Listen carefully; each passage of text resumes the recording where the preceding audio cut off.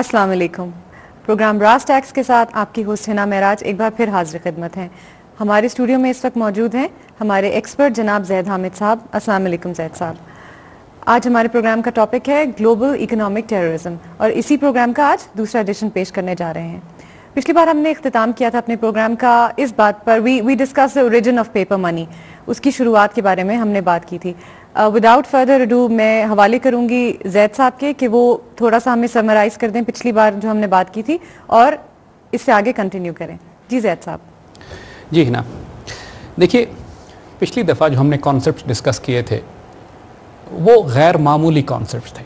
یعنی ہماری قوم نے پہلی دفعہ اس کو یہ اندازہ ہوا کہ یہ گلوبل کنسپریسی, یہ ایک گلوبل ڈومینیشن کی جو سازش ہے جو زائنسٹ نے اور جیونٹ نے اور فری میسنز نے بنائی پچھلے 200-300 سال میں, جس کا پرٹیکولرلی جس کو انہوں نے ایکسلریٹ کیا اس دنیا پر اپنا غلبہ حاصل کرنے کے لیے, اس کا ایک ناپاک چہرہ ہم نے آپ کو دکھایا تھا. یہ اس سے پہلے کہ ہم اس سے آگے جائیں تھوڑا سا ہم آپ کو بات یہ واضح کر دیں کہ ہم اس پر اتنا ایمفسائز کیوں کر رہے ہیں. دیکھیے آج دنیا میں تمام انسانیت کو جو تکلیف پہنچ رہی ہے, جو دکھ پہنچ رہا ہے, جو قحط نازل ہو رہا ہے, جو فوڈ شارٹیجز ہیں, جو فیول سپلائز کی کمی محسوس ہو رہی ہے, جو گلوبل وارمنگ ہے, جو اوشنز پولوٹ ہو رہے ہیں, جو آئس ایج کی بات ہو رہی ہے, جو اوزون ڈیمیج ہوئی ہے, جو سمندر پولوٹ ہو گئے ہیں, جو سمندر مچھلیاں ختم ہو گئی ہیں سمندر سے اوور فشنگ کی وجہ سے, یہ جتنے بڑے بڑے ہولناک فسادات ہیں جو اللہ کی زمین میں فساد ان لوگوں نے برپا کیا ہے, ان سب کے پیچھے ایک وجہ ہے, وہ ربا کا کیپٹلسٹ اکنامک سسٹم جس میں سود یا ربا جس کی بنیاد ہے, اور جس سارے نظام کو چلانے والے چند زائنسٹ یہودی ہیں. یہ اتنی خوفناک اور اتنی بڑی بات ہے کہ ہم اسی لیے ہم نے عرض کیا تھا کہ ہم تیز نہیں جائیں گے. We want you to understand کہ یہ کانسیپٹس ہیں کیا, کہ پوری دنیا کو آج تباہی کے دہانے پہ یہ لے کر آ گئے ہیں مغضوب علیہ, ایسے لوگ جن پر اللہ کی لعنت ہے. اور ان لوگوں کوئی وجہ ہے کہ اللہ کے رسول صلی اللہ علیہ وسلم نے ربا کے خلاف اور ان لوگوں کے خلاف اعلان جنگ کیا ہوا ہے.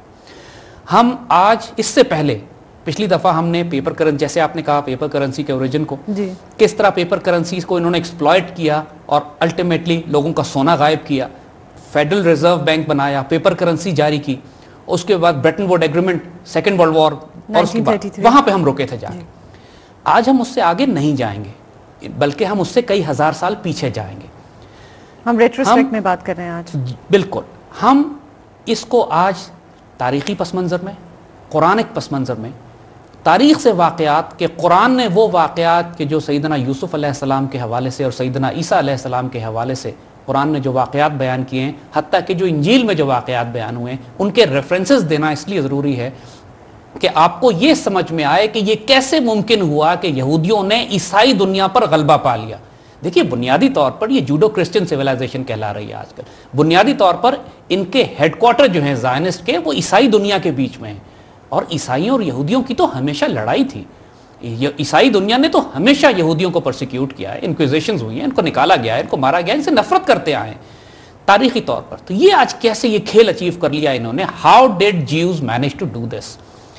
اب اس بات کو آج ہم تاریخی پس منظر میں دیکھیں گے تو تھوڑا سا جو ہمارا پروسپیکٹو ہوگا وہ ہسٹوریکل بھی ہے, فلسافیکل بھی ہے, قرآنک بھی ہے اور قرآنک بھی ہے. اور اس کے بعد پھر ہم آہستہ آہستہ پہنچیں گے اس ماڈرن اکنامک سسٹم کی طرف, اور پھر once we cover this we will go forward from 1945 کہ اس کے بعد کیا.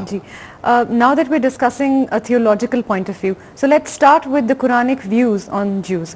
Let's shed some light on this. دیکھیے 2-3 باتیں یاد رکھیے گا. اس سے پہلے کہ ہم قرآن کا وہ اسپیکٹ جو یہودیوں کے حوالے سے قرآن نے ذکر کیا ہے, ہم آپ کو حضرت یوسف علیہ السلام کا قصہ سنانا چاہیں گے. قرآن نے پورا واقعہ سورہ یوسف میں بیان کیا اور بڑی خوبصورت ڈائنامکس ہیں اس قصے کی, جس کا براہ راست تعلق آج کے ماڈرن اکنامک سسٹم سے ہے. انبیاء کے ذریعے جو مثالیں اللہ نے ہمیں سمجھائی ہیں وہ قصے کہانیاں نہیں ہیں, ان میں بہت پروفاؤنڈ وزڈم ہے.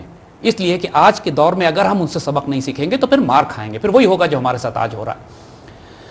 حضرت یوسف علیہ السلام کے سارے قصے کو ہم چھوٹا کرتے ہیں اور وہاں پہنچتے ہیں کہ جہاں پر وہ جیل سے باہر آتے ہیں اور عزیز مصر اور مصر کا بادشاہ ان سے یہ کہتا ہے کہ میں آپ کو کوئی عہدہ دینا چاہتا ہوں, آپ آئیے اور میری حکومت میں شامل ہو جائیے.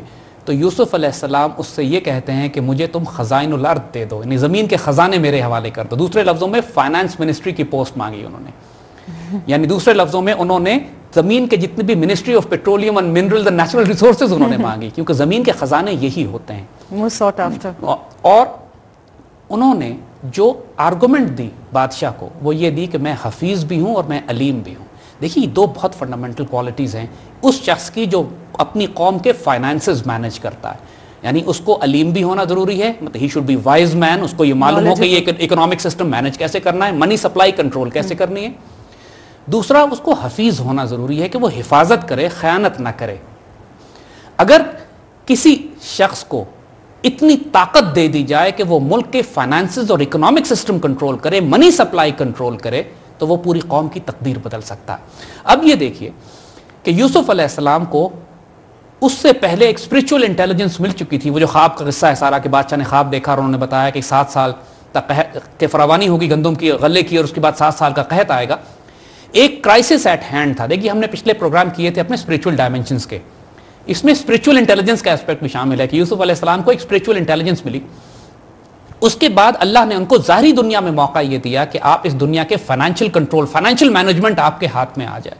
اور یوسف علیہ السلام نے چوز کیا کہ مجھے فائنینشیل مینجمنٹ دی جائے. اور اس کے بعد آپ نے جو فائنینشیل کنٹرول کیا، جو آپ نے ایگریکلچر پالیسی بنائی، جو آپ نے فائنینشیل پالیسی بنائی، جو آپ نے منی سپلائی کنٹرول کی، نتیجہ اس کا یہ ہوا کہ مصر میں جو 7 سال پہلے آئے اس میں اتنی غلے کی فراوانی ہوئی، اتنے پراسپرس ہو گئے اس منی سپلائی کو پراپرلی مینج کرنے کی وجہ سے کہ جب قحط کے 7 سال آئے تو پورے خطے کو، پورے ریجن کو مصر غلہ تقسیم کر رہا تھا. یعنی food supply was secure, prosperity was fantastic. آس پاس کے علاقوں سے لوگ آتے تھے مصر سے غلہ لینے کے لیے. اور مشہور یہی تھا کہ مصر کا بادشاہ، یعنی عزیز مصر کے بعد ظاہراً تو عزیز مصر وہاں پہ دوسرا تھا، لیکن ایکچوئل اتھارٹی جو لا تھا عزیز مصر کا تھا، لیکن financial management, financial control and absolute power Yusuf علیہ السلام کی تھی. اور وہاں مشہور یہی تھا کہ مصر میں ایک نیک سربراہ ہے، نیک بادشاہ ہے کہ جو لوگوں کو، ایک نیک حاکم ہے کہ جو لوگوں کو غلہ دیتا ہے. جبھی تو ان کے بھائی کنعان سے چل کر آئے اور غلہ انہوں نے ریسیو کیا. دیکھیے یہاں پہ ایک فنڈامنٹل ایشو سمجھ لیجئے گا، اس واقعے کو قرآن نے کیوں ذکر کیا ہے. بات یہی ہے کہ اسی وزڈم کے ایگزیکٹلی اپوزٹ زائنسٹ اور جیوز کام کرتے ہیں. روس چائلڈ ایک بہت مشہور بینکنگ جوئش فیملی ہے، اس کا ذکر ہم آگے کریں گے.